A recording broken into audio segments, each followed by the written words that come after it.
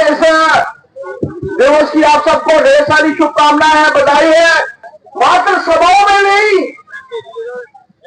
आज अगर हम लोग हैं कि इस वंदे मातरम का गायन रखा गया, इस गायन के साथ ही हमारे कई युद्ध लड़ा और आप सबके सामने आजादी का ये दिन हम सबको देखने को मिला।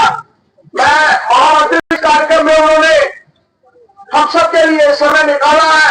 हमारे विधायकगण, पार्टी के सभी प्रमुख कार्यकर्ता, मैं उनको से आज बच्चों ने भी अपना कार्यक्रम जो था हम सबके मध्य में रखा।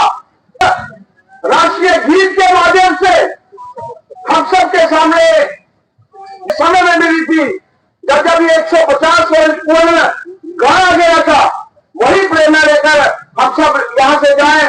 मैं जय भारत, जय हिंद। और शपथ की गाना है संदेशी संकल्प पत्र। मैं तरुण चुग भारत माता की सेवा के लिए संकल्प लेता हूं। अपने दैनिक जीवन में अधिकतम भारतीय उत्पादों का उपयोग करूंगा और आयातित वस्तुओं की जगह देसी विकल्प बनाऊंगा। घर, काम और समाज में भारतीय उत्पादों को प्राथमिकता दूंगा और गांव, किसान तथा कारीगरों का समर्थन कर स्थानीय उद्योग को बढ़ावा दूंगा। युवाओं और बच्चों को स्वदेशी के लिए प्रेरित कर नई पीढ़ी तक उसका महत्व पहुंचाऊंगा। पारिवारिक और सामाजिक जीवन में भारतीय भाषाओं का प्रयोग करूंगा। पर्यावरण के लिए सजग रहकर और प्राकृतिक अनुकूल उत्पादों का प्रयोग करूंगा। पर्यटन स्थलों को प्राथमिकता दूंगा। धन्यवाद। भारत माता की, भारत माता की। हर घर स्वदेशी, हर घर स्वदेशी, हर घर स्वदेशी, हर घर स्वदेशी। भारत माता की, भारत माता की।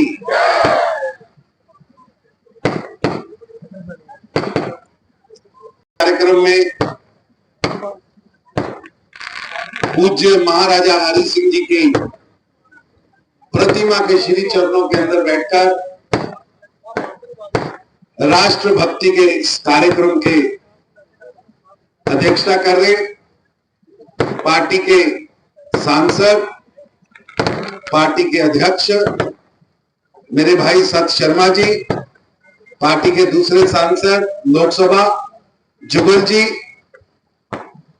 श्री सुनील सेठी जी, युद्धवीर सेठी जी, विक्रम रंधावा जी, अरविंद गुप्ता जी, बलदेव बलोरिया जी, संगीता डोगरा जी, गोपाल जी, चरणजीत खालसा जी, अयोध्या जी और यहाँ उपस्थित सभी। आज से 150 वर्ष पूर्व वंदे मातरम का पहला गायन हुआ और तब से लेकर लगातार लगभग 150 वर्ष के अंदर वंदे मातरम भारत की क्रांति का, भारत के क्रांतिकारियों के स्वर का, भारत के क्रांतिकारियों के अभिमान का केंद्र।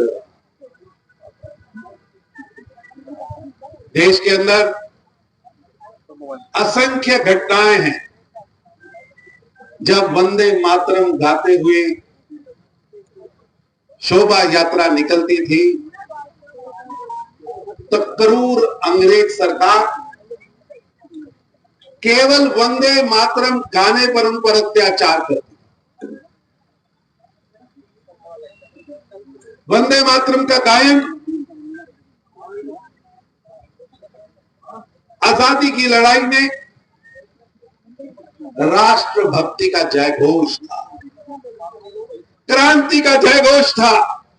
और आज भी 140 करोड़ भारतीयों के मन में वंदे मातरम के प्रति बहुत गौरव व गर्व है।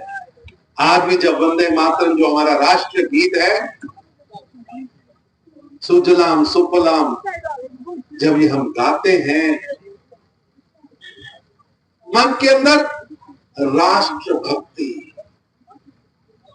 इस मातृभूमि के प्रति, मातृभूमि के कण कण के प्रति हमारी कमिटमेंट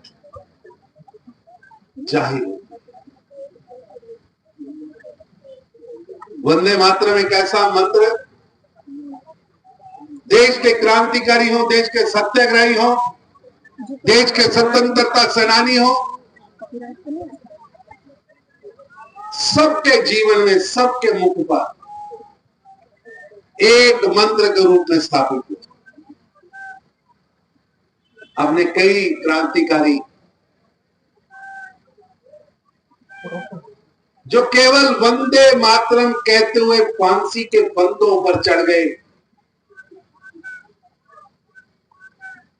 कई अपने क्रांतिकारियों पर जब अंग्रेज की सरकार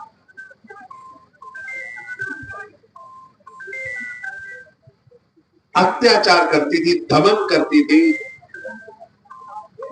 तो ये वंदे मातरम उनके मुंह से निकलता था, ये एक मरहम की तरह काम करता।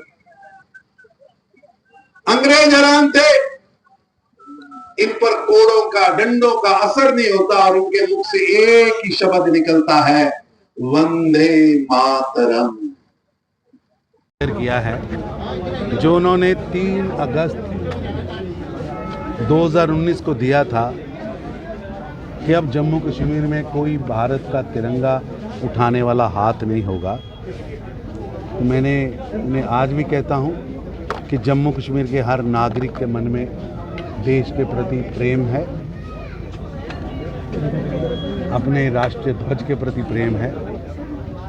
आप देश को तोड़ने वाली, देश के राष्ट्रीय ध्वज के खिलाफ बयान देने वाले काम मत करें। तरुण जी, अभी इस समय जो है आप कह रहे हैं कि वंदे भक्ति का गीत है और राष्ट्रीय गीत है। मादरे वतन को सलाम कहने के लिए हर भारतीय का दिल करता है। ये केवल संकीर्ण मानसिकता वाले लोग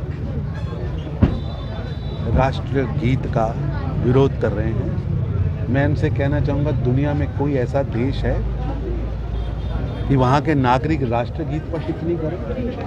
उनकी ये टिप्पणी असंवैधानिक और राष्ट्रीय। कहा है कि हमारे धर्म पर इस तरह से सिंह लगाए जा रहे हैं। पहले एम्बलम को इशू हुआ था, जिस तरह से अशोक चिन्ह को लेकर श्राइन में आवाज उठाई गई थी। अब इस तरह ऐसा है कि मैं उनसे कहूँगा, छोटी बातें छोड़ें और पवित्र राष्ट्रगीत को मिलकर गाएं। सर, अब बड़गाम और नगरोटा के इलेक्शन है, ऐसा है कि एनसी दोनों जगह से हारेगी और भारतीय जनता पार्टी दोनों सीटें जीतेगी। ये जो क्लेम आप कर रहे हैं कि बेस क्या है इसका बेस क्या है?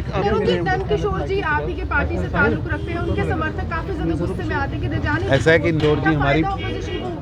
कि नंद किशोर जी हमारी पार्टी के जिलाध्यक्ष हैं और बहुत पुराना कार्यकर्ता परिवार है और वो पूरी मेहनत से काम कर रहे हैं। खुद जुगल जी ने कमांड समेटी है। ये चुनाव नंद जी के नेतृत्व में हम जीते। एक मिनट, आपने पिटीशन डाली है किसी भाजपा जी चुनाव आयोग में शिकायत की है कि तरन तारण बाई इलेक्शन में पंजाब में कांग्रेस पार्टी रंगरेटे गुरु के बेटे के खिताब से नवाजे हुए सिख धर्म के बड़े योद्धा बाबा जीवन सिंह जी का 9वें गुरु गुरु तेग बहादुर जी का शीश लिए हुआ चित्र चुनावी सभाओं में इस्तेमाल कर चुनावी सभा में आप किसी भी महापुरुष का, धर्म का चिन्ह, फोटो का इस्तेमाल करना चुनाव आचार संहिता के विरुद्ध है। उन्होंने चुनावी बैनर में पूज्य नौवें गुरु तेग बहादुर जी का शीश पकड़े हुए बाबा जीवन सिंह जी की जो फोटो लगाई है और उसके नाम पर वो वोट मांग रहे हैं, ये चुनावी प्रक्रिया चुनाव आयोग की नियमों के विरुद्ध है। मैंने चुनाव आयोग से मांग की है कि तुरंत कांग्रेस के कैंडिडेट का पर्चा खारिज किया जाए, उन्हें चुनाव से हटाया जाए और एलओपी प्रताप सिंह बाजवा को चुनावी प्रक्रिया से हटाते हुए चुनाव में धार्मिक फोटो का इस्तेमाल करने पर कठोर कार्रवाई की। मुख्यमंत्री उमर अब्दुल्ला ये कह रहे हैं, निवेदन है, आज 385 दिन हो गए उन्हें सरकार बनाए। जिन मुद्दों पर और जिन विषयों पर उन्होंने मैनिफेस्टो जारी किया था, उसमें से एक भी शब्द वो पूरा नहीं किया। उमर अब्दुल्ला साहब, जनता ने आपको चाहे भाजपा से 1,26,000 कम वोट दिए हैं, लेकिन मेरा आपसे निवेदन है, जनता से किया हुआ वादा पूरा करें। जनहित के काम करने पर उन्होंने किन्हें रोक रखा है? एक भी फाइल बताएं जो कहीं रुकी हो। असल में कोई ऐसी फाइल ही नहीं जो जनहित की हो, मैनिफेस्टो को पूरा करने वाली हो, जिसे उमर अब्दुल्ला सरकार ने शुरू किया। बिजनेस रूल्स की फाइल ऐसा है कि बिजनेस रूल्स फ्रेम होते हैं और उस पर काम होता है, लेकिन आपको कौन रोक रहा है कि आपने मैनिफेस्टो में बिजली फ्री का वादा किया, फलाना वादा किया? कोई नहीं रोक रहा, उनके पास समय नहीं।